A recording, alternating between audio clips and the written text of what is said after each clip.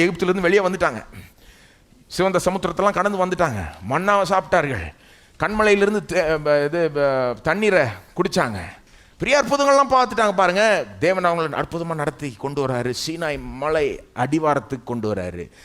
அங்கே தான் அவர்களை பார்த்து இந்த வார்த்தைகளை தேவன் சொல்லுகிறார். யாத்திராமம் 19:5. இப்பொழுது நீங்கள் என் வாக்கை உள்ளபடி கேட்டு என் உடன்படிக்கையை கை கொள்வீர்களானால் சகல ஜனங்களிலும் நீங்களே எனக்கு சொந்த சம்பத்தாக இருப்பீர்கள். அதுதான் பேதுரு அவருக்கு சொந்தமான ஜனம். பேதுருனுடைய பைபிள் இன்னும் க்ளோஸாக மேட்ச் ஆகுதுன்றாங்க. பேதுருனுடைய பைபிள் என்னது?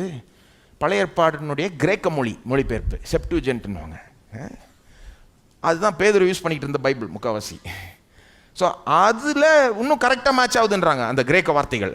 தமிழில் கொஞ்சம் வித்தியாசம் இருக்குது, ஆனால் தமிழில் கூட உங்களுக்கு தெரியுது எந்த அளவுக்கு க்ளோஸாக மேட்ச் ஆகுதுன்னு. 6ஆம் வசனம் பாருங்கள், நீங்கள் எனக்கு ஆசாரிய ராஜ்யமும், அதை தான் பேதுரு என்ன பண்ணியிருக்காரு, ராஜரிகமான ஆசாரிய கூட்டம், எப்படி வேணால் மொழிபெயர்க்கலாம் அதை, பரிசுத்த ஜாதியுமாய் இருப்பீர்கள். பேதுரு அப்படியே பரிசுத்த ஜாதி. ஒரு வசனம் மட்டும் கிடையாது, நான் ஒரு வசனத்தை காமிக்கிறேன் நேரம் இல்லாதனால. எத்தனையோ வசனங்கள் இந்த மாதிரி பழைய ஏற்பாட்டில் இஸ்ரவேல் மக்களுக்கு இந்த வர்ணனை கொடுக்கப்படுகிறது. பேதுருக்கு எந்த ஒரு தயக்கமும் கிடையாது. இஸ்ரவேல் மக்கள் எப்படி எப்படி வர்ணிக்கப்பட்டார்களோ அதை கொண்டு வந்து சபையை பார்த்து சொல்கிறார், விசுவாசிகளை பார்த்து சொல்றாரு, நீங்களும் இப்படிதான். பேதுரும் யூதர் தான், அவருக்கு நல்லாவே தெரியும் யூதர்கள் எவ்வளோ ஸ்பெஷல்னு. ஆனால் அவருக்கு எந்த தயக்கமும் இல்லை விசுவாசிகளை பார்த்து இப்படி பேசுறதுல. அப்போ அர்த்தம் என்னது, நாம் அவர்களோட சேர்க்கப்பட்டோம். அவங்க ஸ்பெஷல் இல்லைன்னு நான் சொல்ல வரல, ஆனால் அவங்க எவ்வளோ ஸ்பெஷலோ நாமும் அப்படியே நம்மளையும் ஸ்பெஷல் ஆக்கிட்டார். இயேசு கிறிஸ்துவின் மூலமாய் நாமும் அவருடைய பார்வையில் ஸ்பெஷல் ஆகிவிட்டோம். அப்போ பாருங்க, இஸ்ரவேலுக்கு நடந்த அந்த காரியங்கள் நமக்கும் பொருந்தும். பவுல் அப்படியே சொல்லுகிறார் 1 கொரிந்தியர் 10:6 11 வாசிக்க போகிறதில்ல, போய் வாசித்து பார்த்தீங்கன்னா இஸ்ரவேல் மக்களுக்கு நடந்த காரியங்கள்லாம் திருஷ்டாந்தங்களாய் நடந்துதான். உதாரணம் அப்படின்னா நிழலாட்டங்களாக நடந்தது, அதுதான் அர்த்தம். டைப் நிழலாட்டமாய் நடந்தது.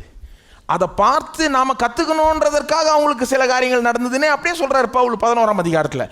அவங்களுக்கு நடந்த எல்லா காரியங்களும் அப்படியே சொல்கிறார் பவுல் 1 கொரிந்தியர் 10:11. All things that happened to them happened as examples, types. அவங்களுக்கு நடந்த எல்லாமே உதாரணங்களாய் நடந்தது. நாம் அதை பார்த்து கற்றுக்கொள்ள வேண்டும். அவங்க பண்ண தப்பை நாம் பண்ணக்கூடாது, அவங்க பண்ண சரியான காரியங்களை நாம் அப்படியே ஃபாலோ பண்ணணும், அவங்க பெற்றிருக்கிற ஆசீர்வாதங்களை நாம் பெற்றுக்கொள்ளணும்.